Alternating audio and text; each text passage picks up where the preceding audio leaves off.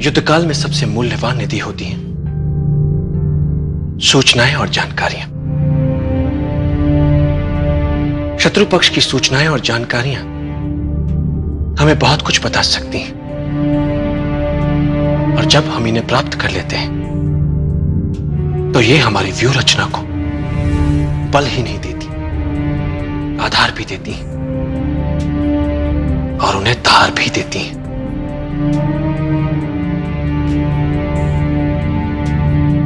सामरिक महत्व की असरदार सूचनाओं के बल पर बड़े से बड़े युद्धों के परिणाम बदल जाते हैं। युद्ध में शत्रु को असावधान और निश्चिंत करने से बड़ा कोई शस्त्र नहीं होता। इसलिए युद्ध जीतने के लिए युद्ध काल में ही शत्रु को विश्वास दिला दो कि वास्तव में युद्ध वही जीत रहा है। वो निश्चिंत हो जाता है, उसके लड़ने की भूख शांत हो जाती है। ऐसे समय में उस पर आक्रमण कर उसे सदा के लिए धराशायी किया जा सकता है।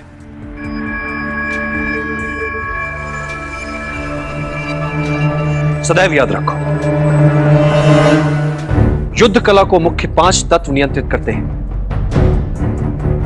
स्वर्ग या भाग्य, धरती या कर्म, सेनापति, संचालन विधि एवं अनुशासन, और इन सबसे ऊपर सबसे महत्वपूर्ण है नैतिक नियम।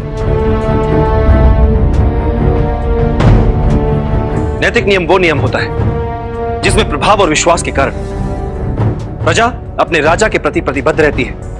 राजा के प्रति यह प्रतिबद्धता एक ऐसा नैतिक जाल होता है जिसमें उलझाकर आप जनता से जो चाहे करवा सकते हैं। आप जनता को आशा के जाल में इस नैतिकता से उलझा सकते हैं, जबकि वास्तविकता में आशा हो ही ना।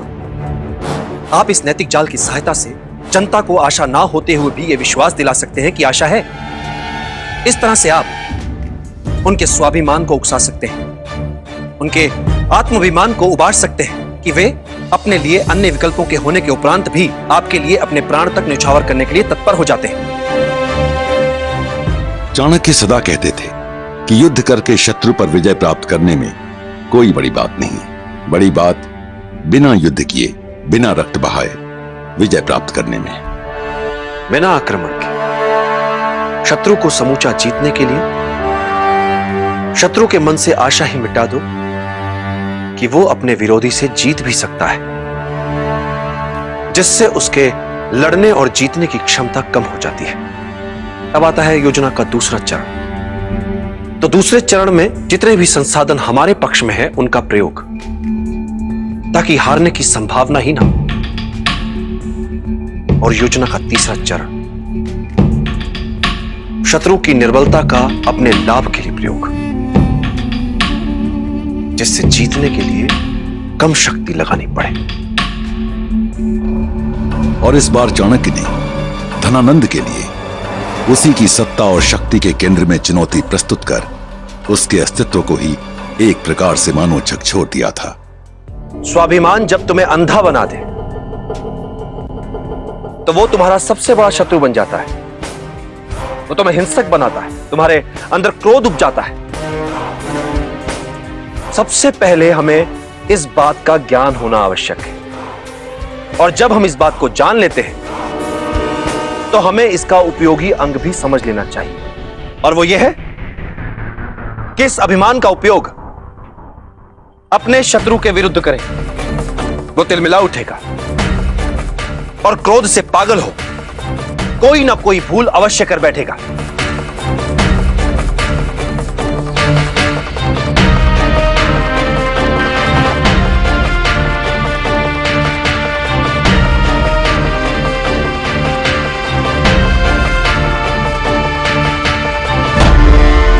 युद्ध कौशल युद्ध नीति का प्रतिबिंब है। युद्ध नीति युद्ध के लिए यथोचित युद्ध योजनाओं के लिए निर्माण का आधार होती है। किसी भी युद्ध या युद्ध जैसी स्थिति के लिए सफलता हेतु प्रमुख 10 बिंदु होते हैं। युद्ध के लिए यथोचित योजना, युद्ध घोषणा का समय, युक्ति संगत आक्रमण, युक्ति संगत युद्ध शैली का चयन, शत्रु की शक्ति और उसके निर्बल पक्ष की विस्तृत जानकारी, अपने सैनिकों और अपनी क्षमताओं का भिन्न भिन्न ढंग से प्रयोग, आक्रमण की चालों में चपलता से बदलाव, युद्ध के समय अपने आसपास के भूगोल की पूरी जानकारी। और इन 9 बिंदुओं से भी अधिक महत्वपूर्ण है, हर युद्ध किसी न किसी प्रकार के छल या छद्म पर आधारित होता है। यदि तुमने अपने शत्रु के विरुद्ध एक अच्छी योजना बनाई है, तो यह मानकर चलो उसने भी तुम्हारे विरुद्ध उससे भी अच्छी योजना बनाई होगी। युद्ध में वही योद्धा सफल हो पाता है जो अपने शत्रु की सभी योजनाओं को भांप लेता है और फिर उत्कृष्ट छद्म बना पाता है। जैसे जब तुम आक्रमण करने वाले हो तो शत्रु को लगना चाहिए कि तुम अभी आक्रमण की स्थिति में नहीं हो।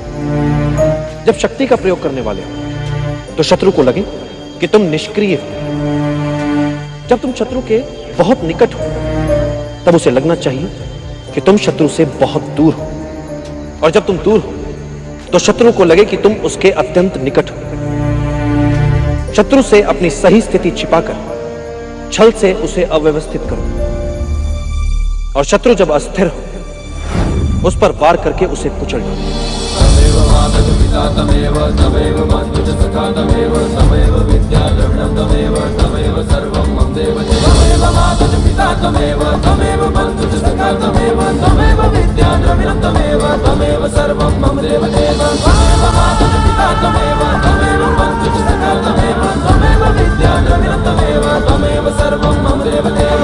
मैं किसी युद्ध में उलझना नहीं चाहता, किंतु मगध जैसे साम्राज्य में यदि हम उनसे बिना लड़े अपने आप को बचा नहीं पाए, ऐसे में मगध से सीधे युद्ध के अतिरिक्त हमारे समक्ष और कोई विकल्प नहीं बचता। इस युद्ध का सबसे बड़ा संकट, सबसे बड़ी समस्या है हमारे अंदर बैठा भय, अज्ञात से भय जो अतार्किक है, क्योंकि अज्ञात जैसी बात होती ही नहीं है। बातें मात्र कुछ समय के लिए हमसे छिपी हुई हो सकती हैं, कुछ समय के लिए हो सकता है कि हम उन्हें समझ न पाए, तो इससे भय क्यों पाले मन?